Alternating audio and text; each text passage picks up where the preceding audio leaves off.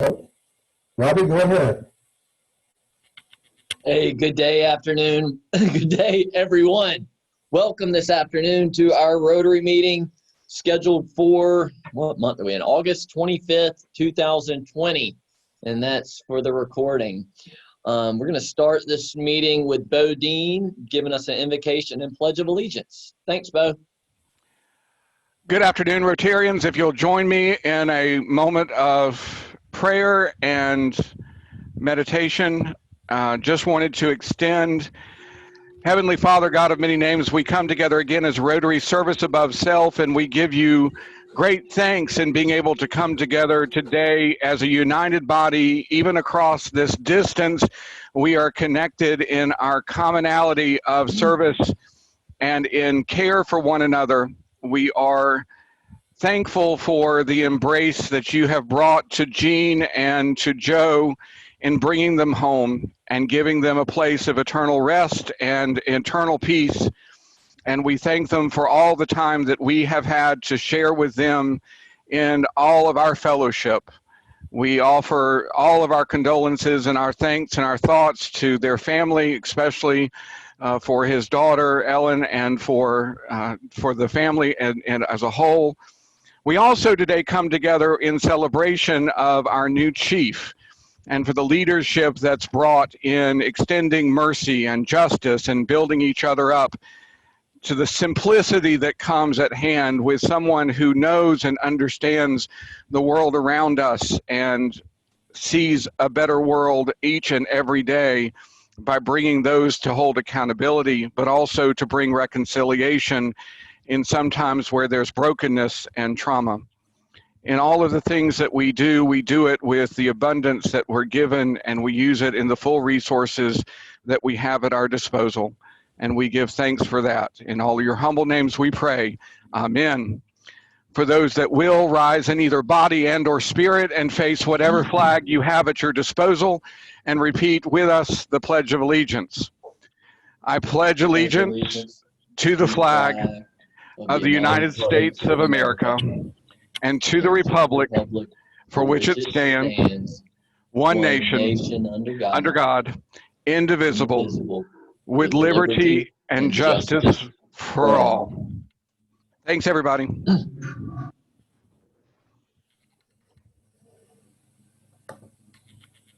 Bo, thanks for the invocation and pledge this morning. We're going to move right into health and happiness with Steve. Okay, thank you, everybody. In following up on Bo's wonderful prayer, I'd just like for us to take a brief moment of silence in remembrance of Joe and Jean Rogers. So if you'll pause with me for just a minute, I'd appreciate it.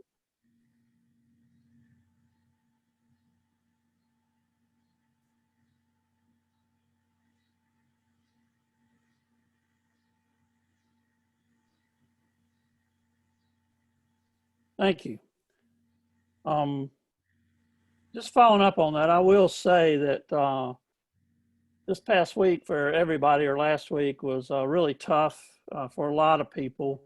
And going through that experience and not knowing from day to day about Joe and Jean, and it just really impressed on me the importance of our Rotary family and being able to stay in touch and people reaching out and trying to help in any way they can. So thank you all for that.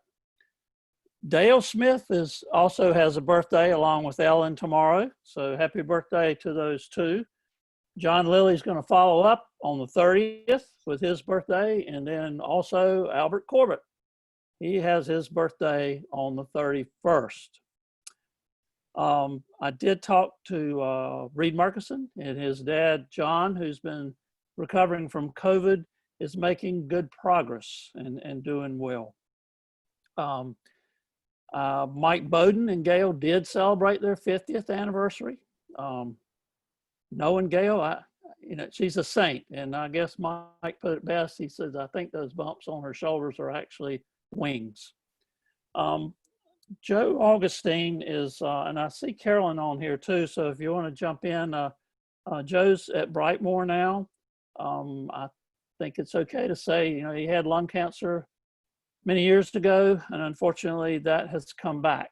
So the last communique with Carolyn, she's having to have, he has to have a drain for the fluid so his breathing will be improved. And Carolyn is also hoping to start radiation soon for the Merkel cell cancer that she has on her arm. I will, since they are home, but I did find out that they were very, very delighted with the different emails and notes that they received while in the hospital, and they want to thank the Rotarians for making sunshine on a gloomy day. And on top of that, the staff at the hospital could not believe Joe was 93. They said he was really a youngster at heart, which is all good. I talked with Mike Brown yesterday, Ellen's husband, Mike, and Joe's son-in-law. And he told me that, that they are just extremely thankful for our Rotary Club. They cannot believe the outpouring of support that they've received from the Rotary family. Robby did put up in the message box their current accurate mailing address. It's different than the one in your handbook, but in the house number. So please look at that. It's 1712. Yes, it is in the same neighborhood. They moved less than 45 days ago to another house in that neighborhood. So please send them a card and a note. They really appreciate it. They will be, even though they live in Maryland, it's my understanding they're going to be in town staying at that house for some time. I guess to wrap it up, I'd like to encourage each of us to remember that, you know, we're not guaranteed anything beyond this moment. So I hope that we will all remember to count every single day as a gift and a blessing and make the best of it. And may you all have a great, wonderful rest of your day. Thank you. Thank you, Steve. I see that we do have Carolyn Augustine who has unmuted her channel. Carolyn, do you have something to say? Hello, Carolyn or Joe? No? Steve. Go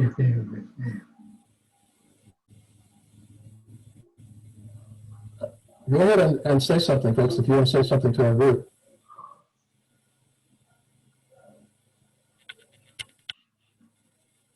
Well, I guess we'll proceed and see what happens. Thanks, Cleve, for taking note of that. Steve,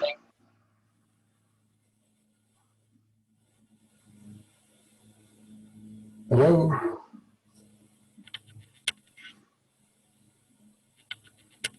Joe will be here. Carolyn will be here. If y'all have anything to say, y'all break right in. Cleve, thanks for noticing that they had unmuted. I appreciate that. And Steve, thanks for a wonderful health and happiness this morning. Very heartfelt, and I really appreciate it. Thank you. Thanks for everybody who's reached out to Joe and Jean and to their family. We have a great club, and I appreciate everybody coming together at these tough times. Guess I quickly flipped through the screens here and didn't see anybody I didn't recognize right off, but do we have any visiting Rotarians today? If we have a visiting Rotarian, go ahead and unmute your screen and say hello and introduce yourself.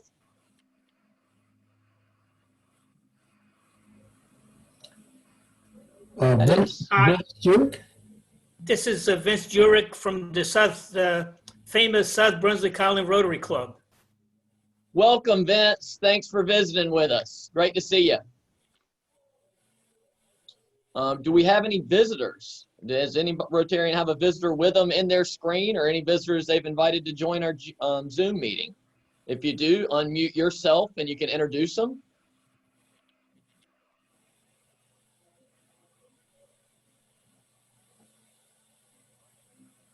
All right, not seeing any visitors. Not seeing any visitors. We're going to move right on. I want to say thanks for everybody for being here, for one. We're still in the mid-60s with people. I assumed that it might fall off a little bit, and it really hadn't. You know, we've got a great turnout every week for these meetings, and I think as long as we all participate and show up, that this club will easily survive this pandemic. and we'll come out on the other side even stronger with the members that we do have. So thanks for everybody showing up and being here. I'm going to do a couple of announcements now. Attractions books. Harley, are you still working on those? Is Harley here? I don't see him on my screen right now. No. Harley, Well, if you're here, you'll need to unmute your screen. I guess not. well, it looks like I've called Harley out. He's not here. All right. Next is we'll touch on Rotary Mask, and I did see a note in the chat from Bo. Bo, if you want to give us a quick update for anybody who's not reading the chat messages. Sure. Thank you to everybody who's reached out to say they received their mask. If for some reason you did not and you did order it, please just give me an email at bowilmington@gmail.com and let me know. If you still would like to order a mask, we have about 75 more that we can sell, and we would love for you to order more. I'm happy to get those out as soon as they come in. Those little purple packets will get there as quickly as we can get them in the mail. And thank you to Larry for doing an outstanding job of getting the bills to folks. I'm getting a lot of private messages saying that people got them, and that's fantastic. And you all look amazingly sharp wearing them. So thank you to everything. Thanks, everybody.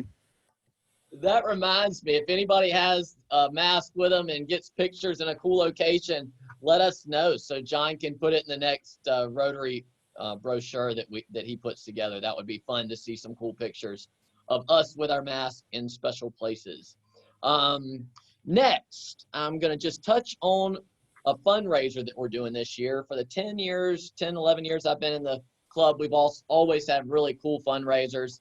We always have one fundraiser a year, and everybody contributes and everybody participates. It's always a social event, and we have a good time with it. Unfortunately, this year, since we don't know how soon we'll get back together for a social event, we've moved things around, changed it up a little bit, and Donna Shiro has graciously, and I mean super graciously, agreed to chair the committee to develop a raffle-style fundraiser this year. This will be a fundraiser that we don't have to count on a social event where we're all meeting together. Hopefully we'll be able to keep the overhead super low, so anything that we raise will go right to our coffers and to supporting the great things we want to do in the following year. And I know this has just started, this process, but I know Donna's going to make it really exciting as a raffle can be. Donna, do you want to say anything about it now, or do you want to wait to do a presentation later? I'll say something. First of all, Noah Woods has been kind enough to give us our top prize, which will be a $4,000 value, and we get the use of a 2020 Nissan Altima for 1 year, up to 10,000 miles. So you've got to be over 25, and you've got to have your own car insurance. But that's going to be our first prize. Our second is $750 in cash. Our third is, our first is the Nissan, second is $2,500 cash, third is $1,500 cash, and fourth is $750 cash. If anybody is interested in donating something with $500 or more value, please get up with me within the next week, because we're trying to get everything that we want on the raffle ticket. The sale will start, I think, the third week of October. It will run through November, December, and we will have the drawing the first week of January. So it'll be, the tickets are $100 each, and 99% of the money is going to go to the club.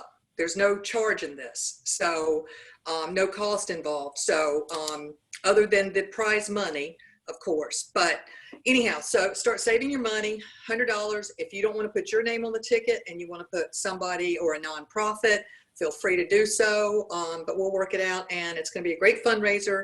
So start saving your money, and we look forward to getting some of that for our club. Donna, thank you so much again for jumping right into this. It is going to be great. And Noah, what an awesome gift to the club from you personally and your business. Thanks for going out of your way to do that. We're excited. I bet there's going to be some more cool prizes, Donna. So thanks so much, and look forward to hearing from you, hopefully week after week, with great updates and what we have going on and how much money we've been able to raise.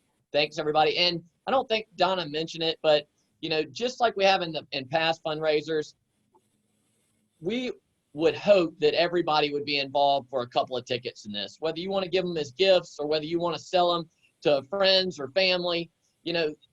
To raise money like this, everybody needs to be involved. So everybody do their best to have a minimum of 2 tickets come through. And I know a lot of people will buy a lot more.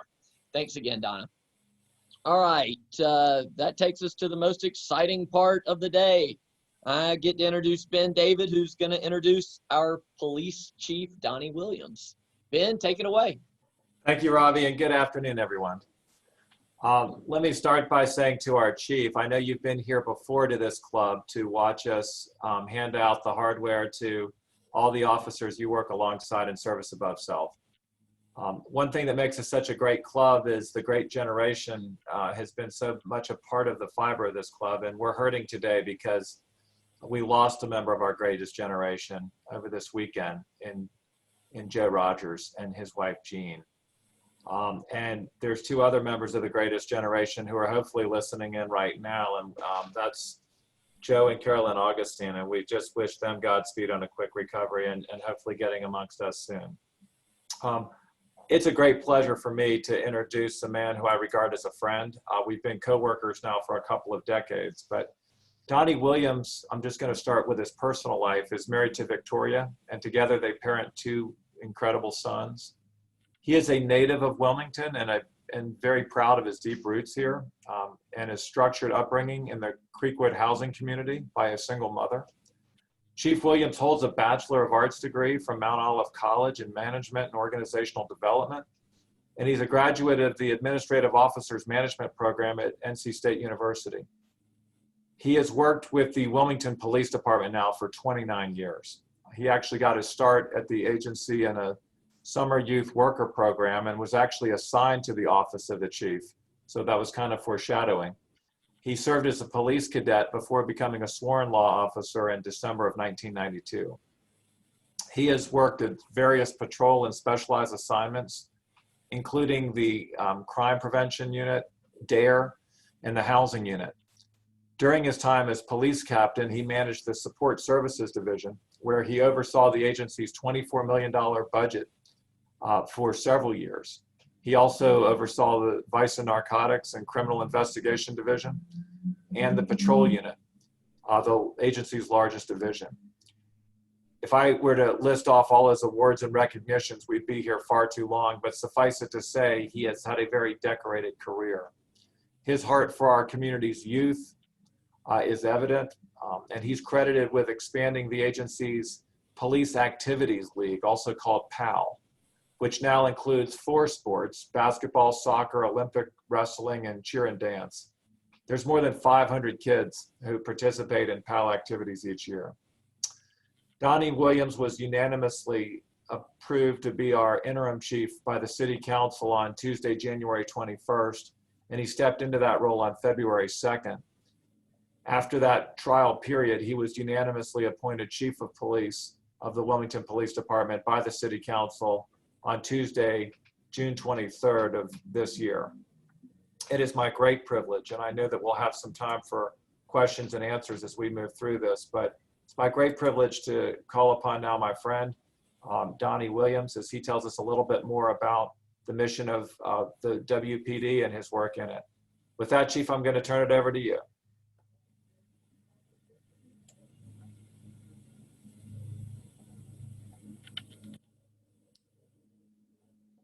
We did have a problem earlier with the chief's audio, and he had called in on the phone, and we were getting the audio over the phone. I don't believe that's the case right now.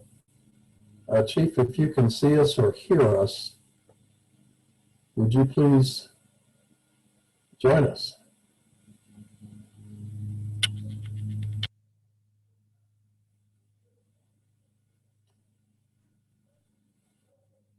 Chief Williams, are you there?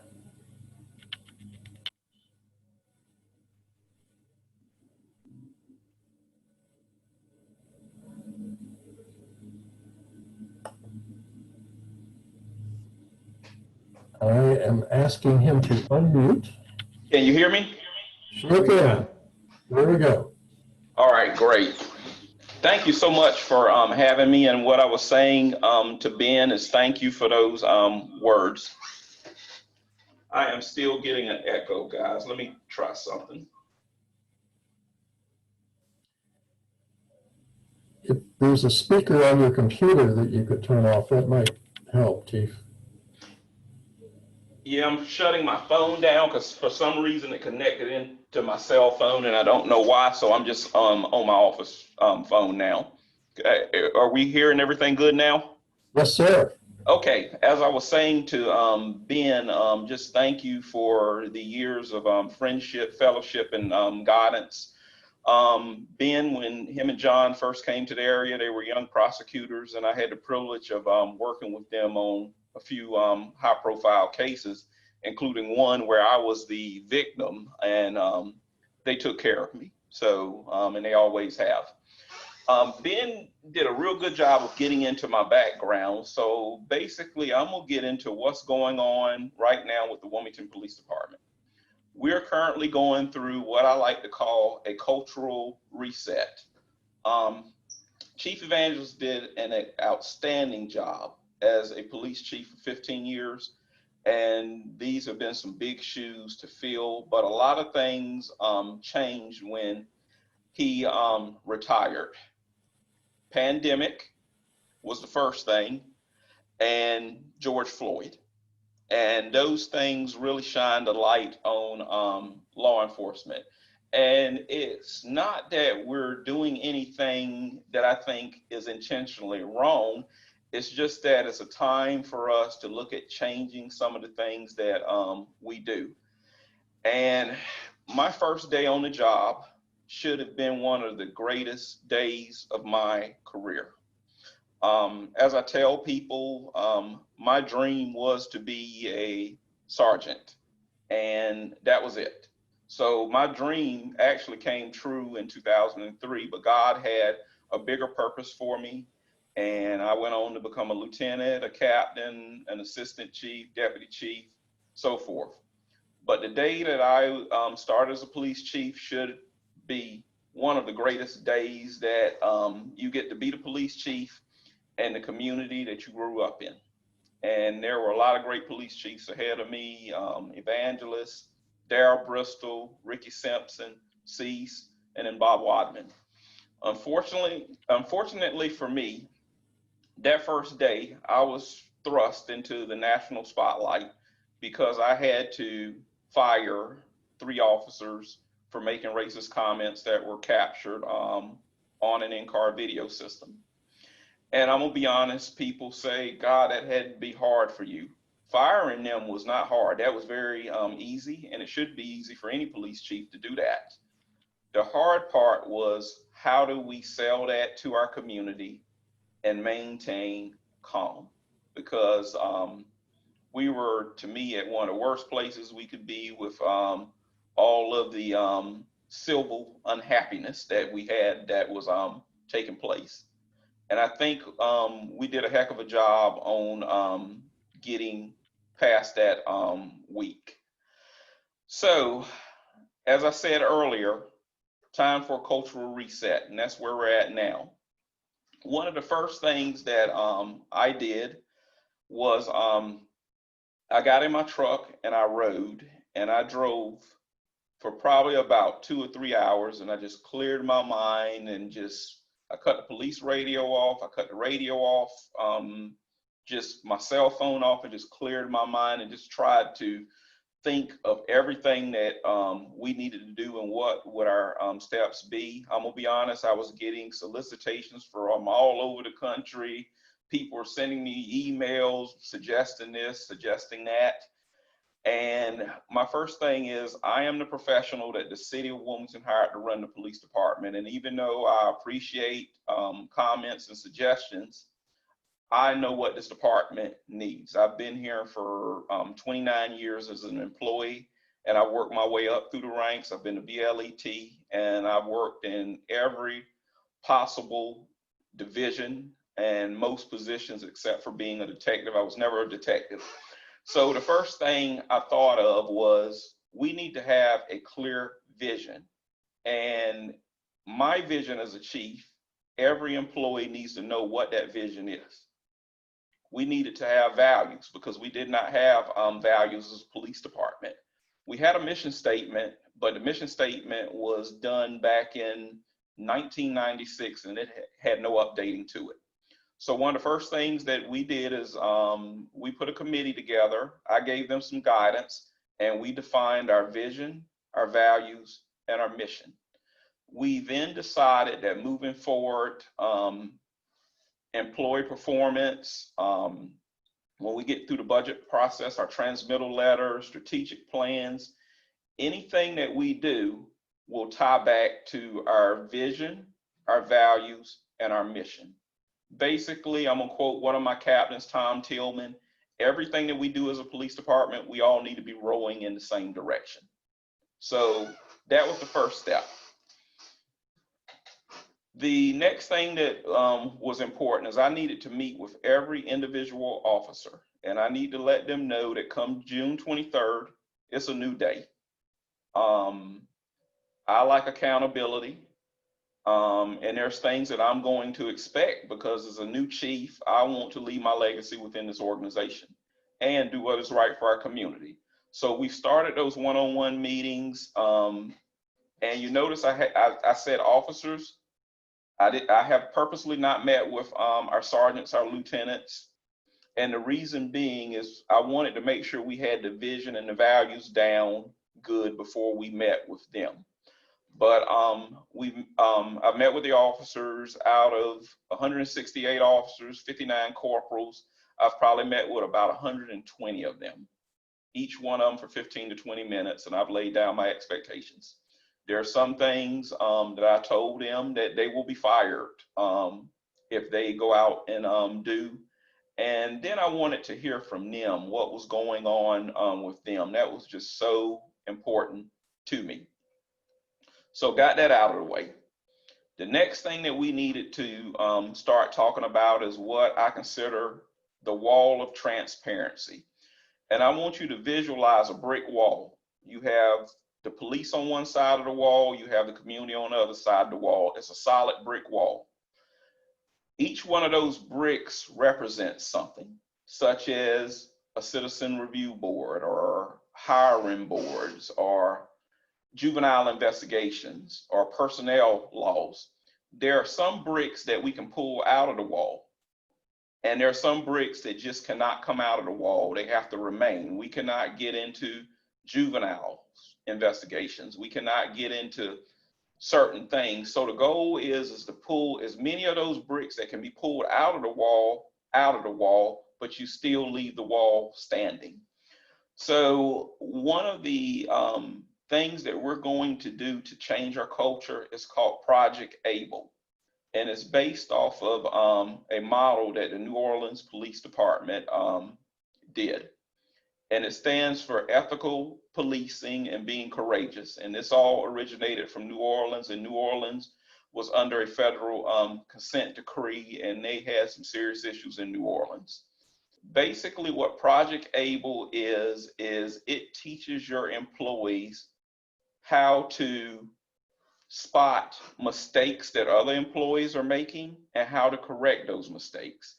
It also teaches your employees how to intervene if they see another employee committing some type of egregious act that could lead to misconduct.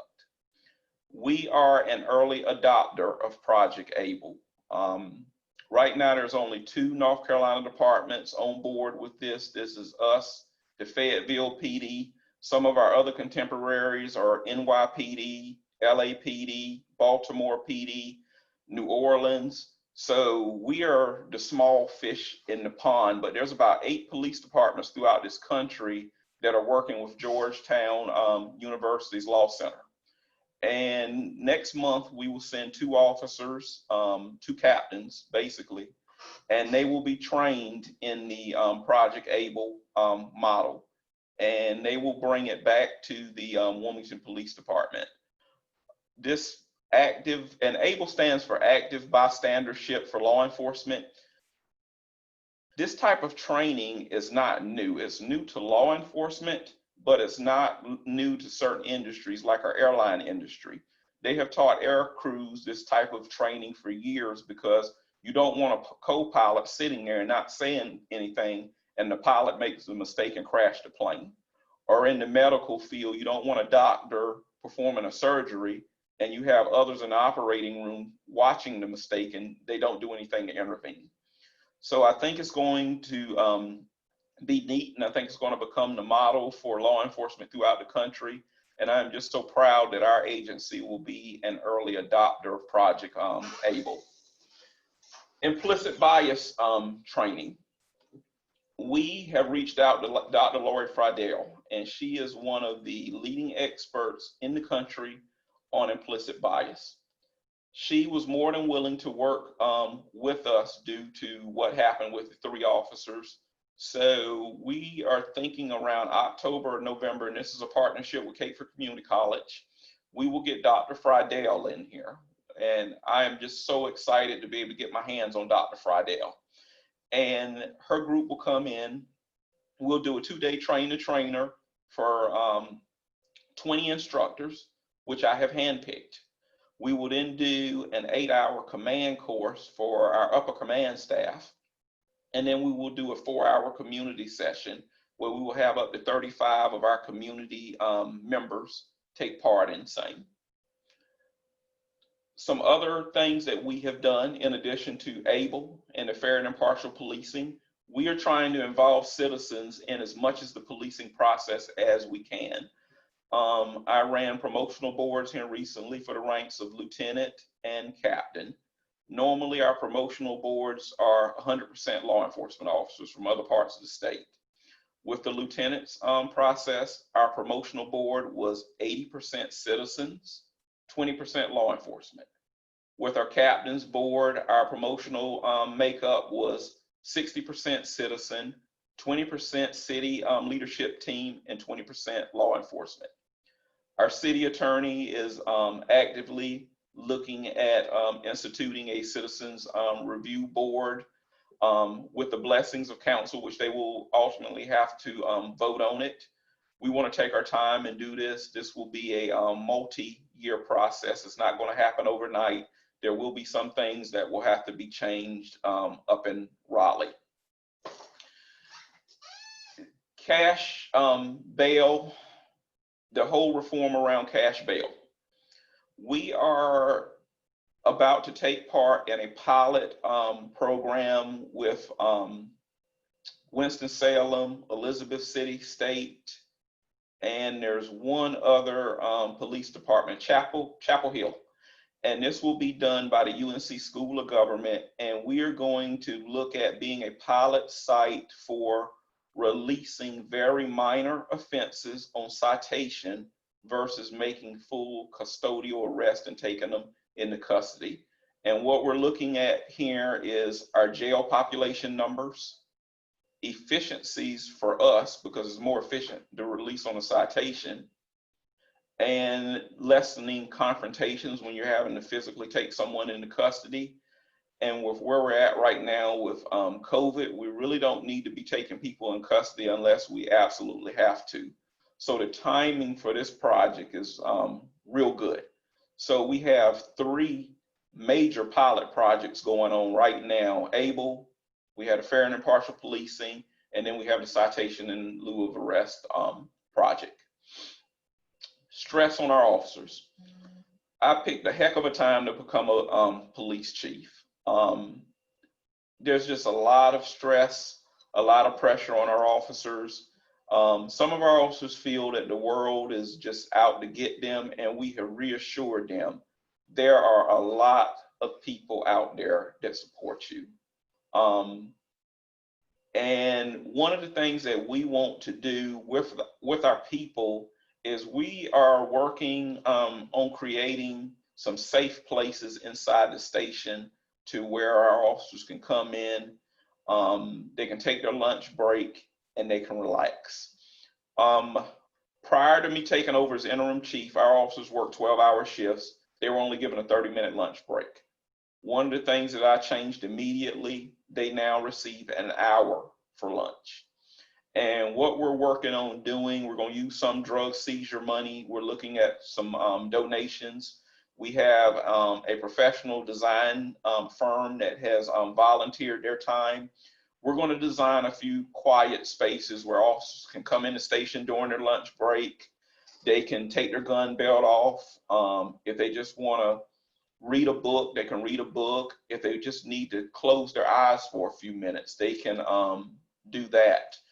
A lot of officers work out, but right now the gym's closed. When the gym does open back up in the station, all officers do not work out, and we're dealing with officers in the new millennium.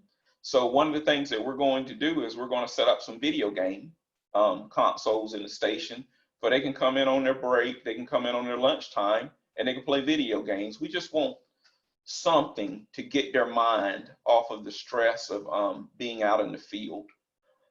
The city has an employee assistance program, which we make that available to them. In the past, if an officer went to certain calls outside of an officer-involved shooting, we basically would tell them to suck it up and come to work the next day. We're not doing that anymore.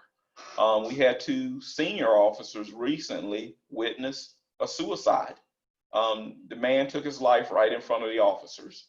Old school WPD would have patted them on the back and say, "Are you okay? Make sure you're at work the next day."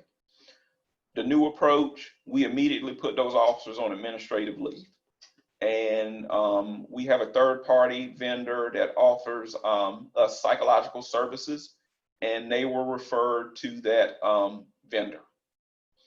We're also open to cultural changes that law enforcement is not open to, like facial hair. We recently decided that we're going to let our detectives start wearing beards and goatees as long as they're neatly trimmed. We're relaxing our tattoo policy. And the reason we're doing these things is these things are changing with the time, and we want to change with the time also. We don't want someone to not come to work at the Wilmington Police Department because they can't wear a tattoo. Right now, we are probably about 7% of our sworn workforce down. And one of the things that we're also looking at doing is some of the tasks that our sworn officers normally do, can those tasks be completed by a non-sworn employee? And to give you a quick example, traffic crashes. We respond to about 7,500 traffic crashes a year. 6,000 of those crashes are non-injury crashes. So one of the things that we're looking at doing is, instead of our officers taking the bulk of those 6,000 crashes, why don't we get more civilian crash investigators? So we're looking at converting a few sworn positions that we're unable to fill, that we can never fill, into more civilian positions so we can get the work done another way. And I'm gonna speed up here a little bit so we can do some questions. We are going to increase supervision in the field with our officers. Right now, we have 4 patrol platoons. Those platoons cover the city 24 hours a day. Our supervisor to officer ratio is about 1-7. We have 24 corporals assigned to the whole patrol division. That's about 6 corporals per platoon. We're in the process of turning those corporals into assistant supervisors, and they will be responsible for supervising because we have a very young workforce. And in doing that, we're going to drop that supervisor to officer ratio. We're thinking we can cut it in half, from 1-7 down to about 1-3, 1-4, which will account for better supervision. And we will be soon launching a series called Behind the Badge with Chief Williams. Every week or two, we're going to do a live, we're undecided if we're going to do it on Facebook Live or it's going to be pre-recorded, but I will take citizens inside the police department and show them what is taking place. Our first episode that we plan on shooting this week will dig into a murder investigations. Citizens are curious as to what takes place behind the scenes with a murder investigation, and we want to show you that. And finally, before we get into questions, we're going to continue with our crime reduction efforts and delivering service to you and the rest of our citizens. Last year, we did approximately 173,000 calls for service. That averages out to about 400 calls a day. We may get as many as 350 in a 24-hour period, all the way up to 600. So at this point, are there any questions that you have for me? Chief, thank you very much for those comments. I'm sure that people are very interested in hearing about some of the innovations that you've brought to the department. They sound very exciting. Let me explain to you and to possibly some of our newcomers how we do questions and answers here today. The first step in this is for you to look at the bottom of your screen, and you'll see a mute icon, you'll see a video icon, and next to that you should see, or close to that, you should see participants. Click on that participants window, and a list of everybody here will show up there. If you would like to ask a question or make a comment, scroll down to your name. The names are in alphabetical order according to how you identified yourself. Scroll down to your name and click the button that says raise hand. I see already we have a couple of people. We have Mike Bowden followed by Dale Smith, and now we have Jane Burnback. And so we're going to start with those. And if you'd like to add your name to that, go to that and click raise hand if you have a question for the chief. So let's go ahead. When I call on you, please unmute your screen and ask your question. We'll start with Mike Bowden. Mike? Thank you, Cleve. Chief, it's great to have you with us today. Thank you for taking the time to detail what's going on behind the scenes. Two questions unrelated. I'm wondering if you have a fitness program for your officers that you review once a year. And then number two, I guess I'm just curious about what's involved, what boxes you have to check to fire an officer. To answer your first question, we were doing fitness assessment several years back, but we have not done that in the past couple of years.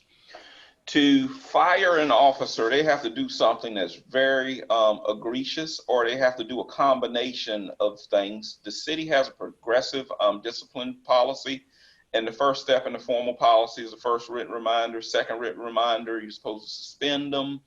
And at that point, then you can look at terminating, or in some cases, demotion. The first step for me is to basically go through the city's protocols. Normally I'll check with legal, I'll then meet with the city manager. If the city manager says, yes, we can terminate, but they have civil service protection. If they've been here for more than 18 months, they can appeal it to the Civil Service Commission, which is a commission made up of a combination of appointees. One member is elected by the fire department, one's elected by the police department. I think one may come from the medical field, and the other may be represented by the pastors. And the board can basically give them their job back. But they can be fired. And again, what we're trying to do now is cut that off before it even gets to that point. If we see behaviors early on, under our new culture, I want our supervisors addressing it. I think before, a lot of supervisors didn't want to kind of jump on the guys because they want to be their buddies. And I'm like, you're not paid to be their buddy. You're paid to keep them out of trouble. Thank you, Chief. We have about 9 people with questions, so I'm going to ask our questioners to keep your questions pretty short. And Chief, I know this is a complex subject, but we'll probably ask you to do the same, but we'll try to get as many of these as we can. And our next speaker is Dale Smith. Please go ahead, Dale. Thank you, Cleve. Chief, first of all, again, I thank you for coming to our meeting and speaking with us. I'm very excited to hear what you have to say, particularly relative to the ABLE project and the implicit bias program.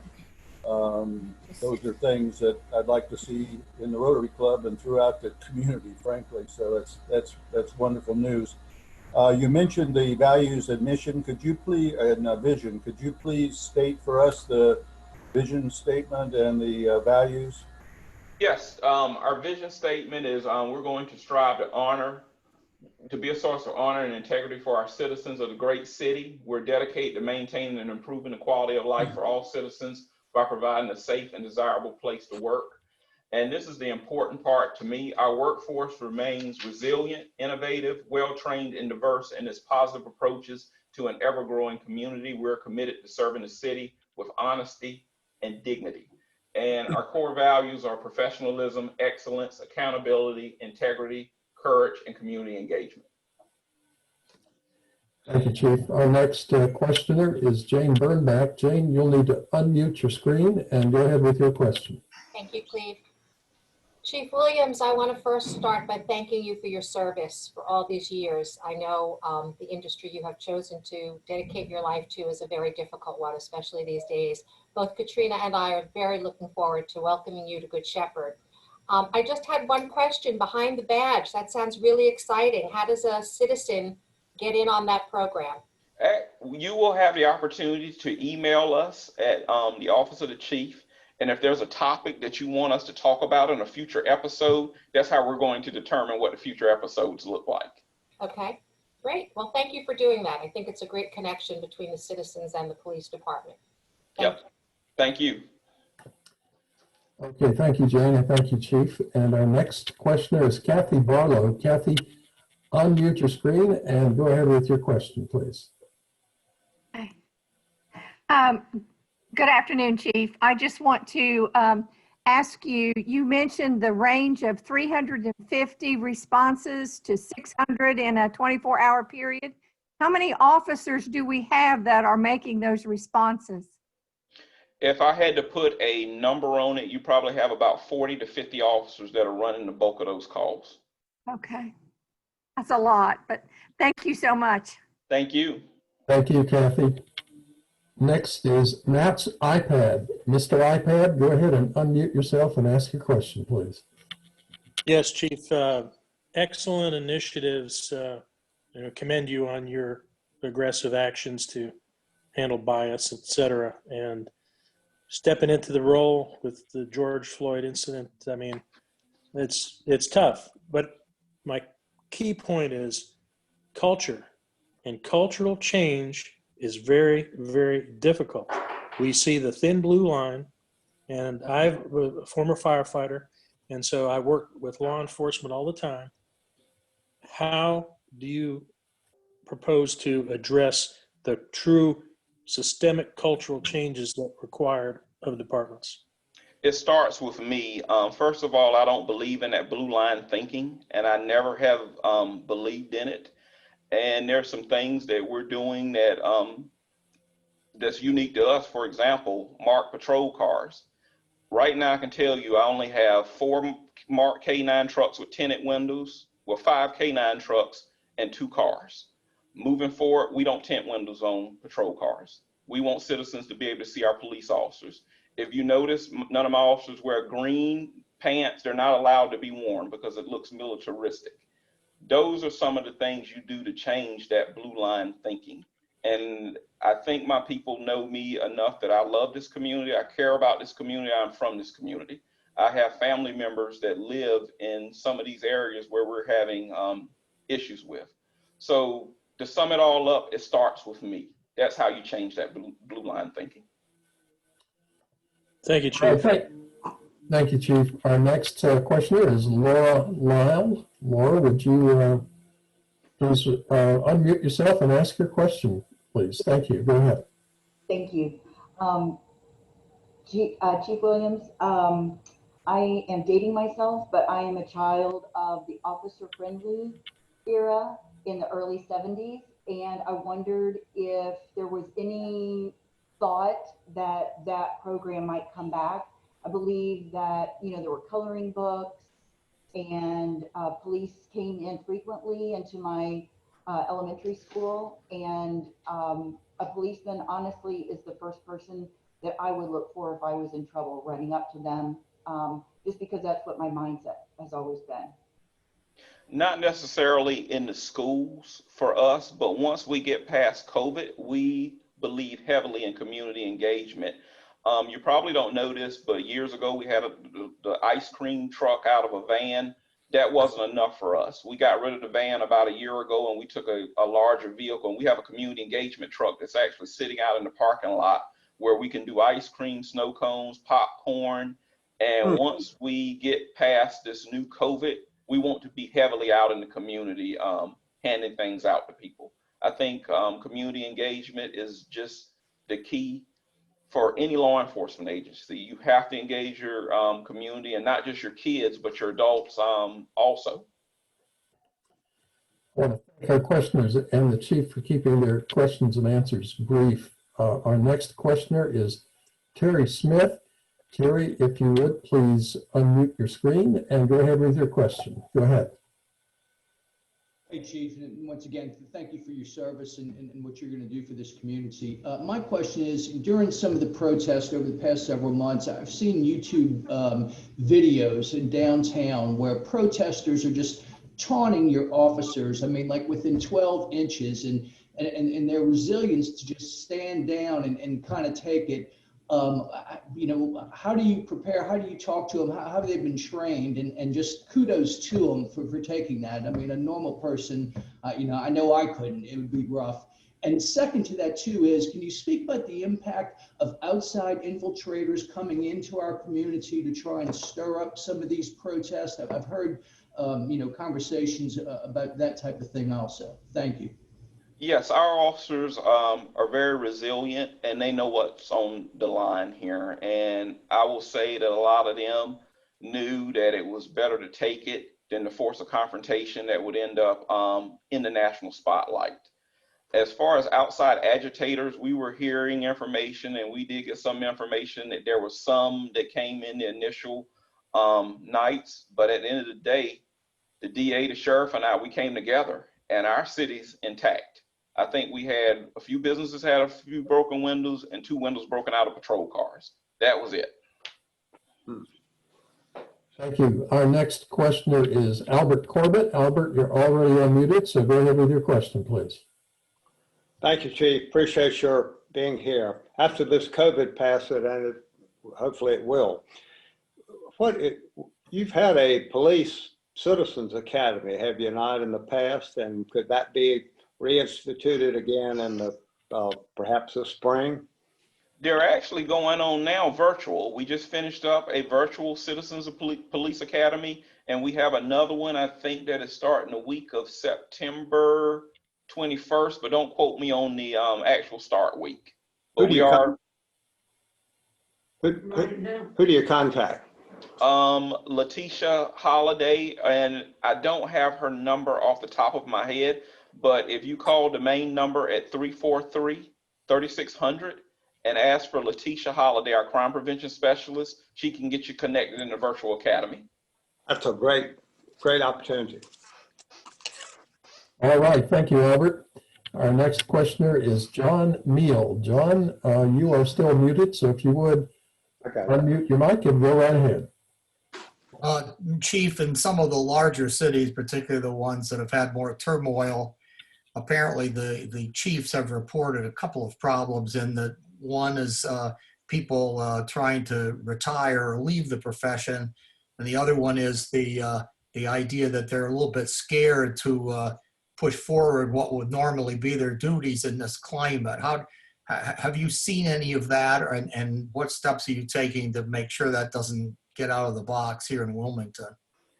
We have lost some people to retirements here recently, but most of them were planned retirements.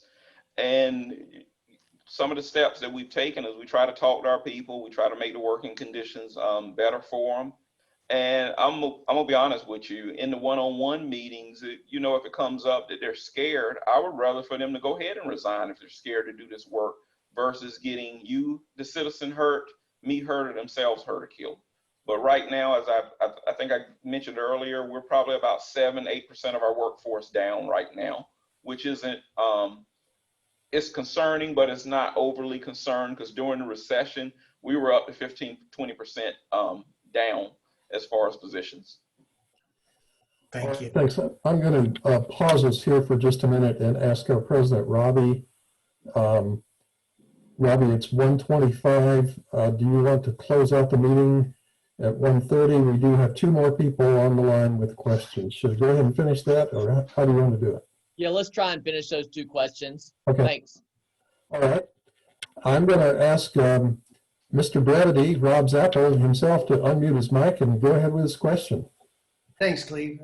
Chief, you made me smile when you said you picked a heck of a time to become chief. You know, sometimes fate takes a hand and brings the right person forward for a difficult job, and I believe that's the situation you have here. I want to thank you for answering the call. My question is, it's really more of a comment, but I know you and our Sheriff McMahon, New Hanover County Sheriff McMahon, work closely together all the time and throughout our community. Could you comment on the relationship and also on some of the programs that are currently active that you and the sheriff work with? We do. We work together a lot. During the protest, the initial nights, we were there on the ground together, walking a few nights. We have a few task forces where we share personnel. For example, the school liaison task force and the maritime task force. I provide 5 bodies for that, and Ed leads those task forces. The downtown task force, the Wilmington Housing Authority task force, and the mobile field force task force. I lead those task forces, and Ed gives me about a dozen or more bodies for those. All right, we have one more questioner, and that would be Ann LaRue. Ann, please unmute your screen and go ahead with your question. Okay, can you hear me? Yes, indeed. Okay, I don't know if it's a question or a comment, but a comment of just some common sense. Kobe Bryant, I saw him on the news this morning, and he's on his high horse about this recent killing. And he says there has to be other ways to subdue these people other than killing them. There is one way. Common sense said, I don't care if you're brown, black, blue, polka dot, or purple. If you just do what the police tell you to do, none of these killings would have happened. None. If they just do what the police tell them to do. That's all I wanted to say. But they don't. They fight, they run, they do anything other than do what the police tell them to do. We actually launched an initiative a few years ago that addresses that. It's called Listen, Comply, and Complain. Well, I don't know what happened to it, but if people would just follow it, we would have less confrontations. Right. Thank you. Thank you. All right, that's the last of our questioners, so I'm going to turn it back over to President Robby Collins. All right. Thanks, Cleve, for running the meeting. You always make it go smooth. Thanks a lot, Chief, for being here. It's a great time to have you and to hear about the police force and what you're doing. We really appreciate it and look forward to seeing you later in the year when we have other events, if you're available to make it. I will, and thank you. I actually received a Service Above Self Award from you back in 2017 or 2018. It's sitting here in the office now. I'm actually looking at it over there on the shelf. So thank you. Thank you for all the support. Well, well-deserved and well-deserved in your new position as chief, too. We really appreciate you being here and taking the time to explain to us what we can't see behind the scenes. Very cool, very cool perspective. Thank you. Thank you does all. Anybody have anything for the good of the club or anything that I've missed today? Please unmute yourself and let me hear it real quick. We're running out of time. I need members of the Rotary to sign up for my walk for Alzheimer's on November 9. We're gonna walk in Halliburton Park, and the name of my team is Service Above Self. If you want to sign up, give me a call. Sounds great. And the Service Above Self walking team, and everybody, and they can get in touch with you, right, Ann? Thank you. Got to preserve. We got to get rid of Alzheimer's. Of course. Thank you. Anybody else? Yes, Robbie, I've got one item. We have a new corporate sponsor. It's a group. He does photographs as well as, and this is for the Wheel of Honor, photographs, and he does drone flights. So we hope, and we're real excited about this, possibly in the next week or so, we will have and we're trying to integrate it into a PSA, work with Mark Mendenhall at WECT, and tie the whole thing together, continuing to keep moving forward with our Wheel of Honor. Thanks, Matt, and we're hoping we'll be able to get together to do that in the future. Thank you very much. Ben, were you raising your hand? I was. Some of you have been texting me and said mention about our Citizens Academy. The DA's office, like the WPD and the sheriff, has a Citizens Academy. It's going to be virtual this year because of COVID. It starts on September 14th. There's an organizational meeting on Zoom 11 o'clock on Thursday. Send me an email if anyone wants to get that link, and we'll be glad to do it. It also comes with this book, Crime and Community in the Cape Fear, that came out this week through UNCW, and you guys are in it. So I hope we'll be talking more about crime and community with some of you in our Citizens Academy. But Chief, thanks again for all that you're doing, and we'll continue to write the history of this town together. Thank you. All right, everybody unmute yourselves. We're gonna do it in unison today. The four-way test of the things we think, say, and do. Ben, thanks for your introduction today for the chief. Thanks for everybody being here. And again, the four-way test of the things we think, say, and do. First, is it the truth? Second, is it fair to all concerned? Third, Will it build goodwill or friendship? And number four, will it be beneficial to all concerned? Rotary, thanks everybody. Have a great day, have a great week. And if we don't see you before, we'll see you next week. Thank you, Chief. Thank you. Take care. Thank you, Robby. Thank you, bye-bye. Thank you, bye.